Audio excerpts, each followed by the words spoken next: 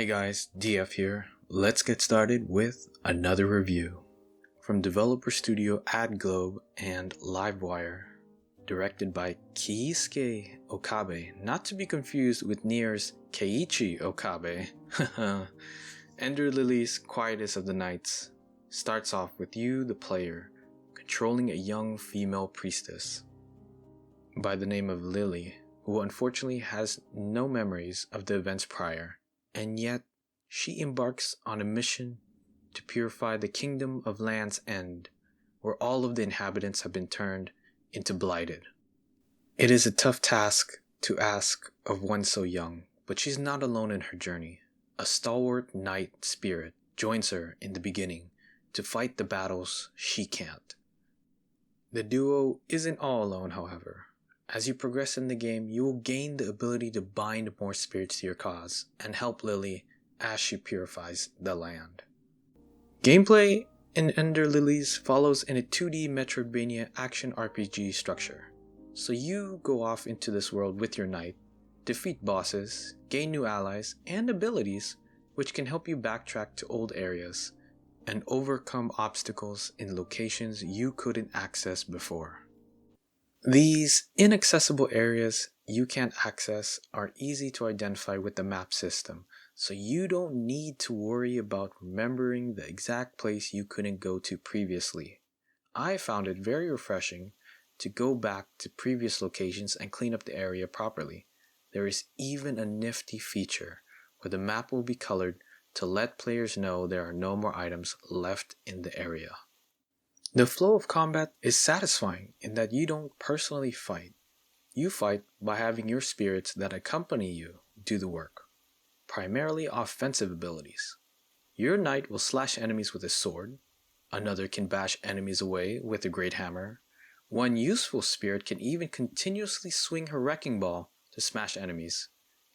It should be noted there are a great number of spirits to equip throughout the game, not just the main bosses. Lesser spirits you may come across can give you their aid in battle, so there's no shortage of spirits to choose from. Some abilities you earn from the bosses can be used indefinitely, while others have a limited amount. You can raise the limit by equipping certain relics, which can increase the number of spirits used. Speaking of relics, there are a bunch to find in the game, and each of them can change your status in a myriad of ways. Some are basic, like increasing health, attack, and movement, but others, like prayer usage increase, a new SP gouge, more experience, among others, are really useful.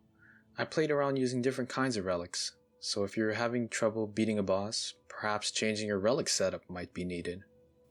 There is no penalty for dying, so you don't need to worry about losing your currency to upgrade spirits. Throughout my 16-hour playthrough to see everything the game has to offer, I didn't experience any bugs or crashes, which is great. On the criticisms I could say for the game, there's not much, to be frank. The gameplay was tight, and I didn't have any problems with the combat, tutorial, or navigation. Perhaps if I were to say something, it would have to be giving players more of a direction on what to do to get the last ending, since I had to look up at a guide in order to figure out how to get it. And two bosses could have been tweaked a bit further to make it slightly less difficult. I could include more, but those are just nitpicks and not worth saying, to be honest. I feel all the mechanics and features in the game work well. The music synergizes excellently with the dark fantasy atmosphere permeating throughout the world. The plot is intriguing and doesn't move too fast for the player to catch up. The pacing felt just right, and combat and sheer viciousness of it upon impacting enemies feels satisfying. I didn't even need to grind in the game at all. The environment, bosses, and enemy design are wonderfully crafted, to the point I can't help but stare in disgust as well as admire the art of it all. The game didn't capture my attention immediately. It took some time, but slowly I was brought on board to see what happens to Lily in the end, see whether or not she can regain her memories, and if she can succeed in her endeavor to purify the land of blight, along with her knight. It's not something I'd ask a very young individual to do, but her unique ability to gather spirits as allies caught my attention, and seeing her continue to stand against countless adversity and persevere is something worth looking into.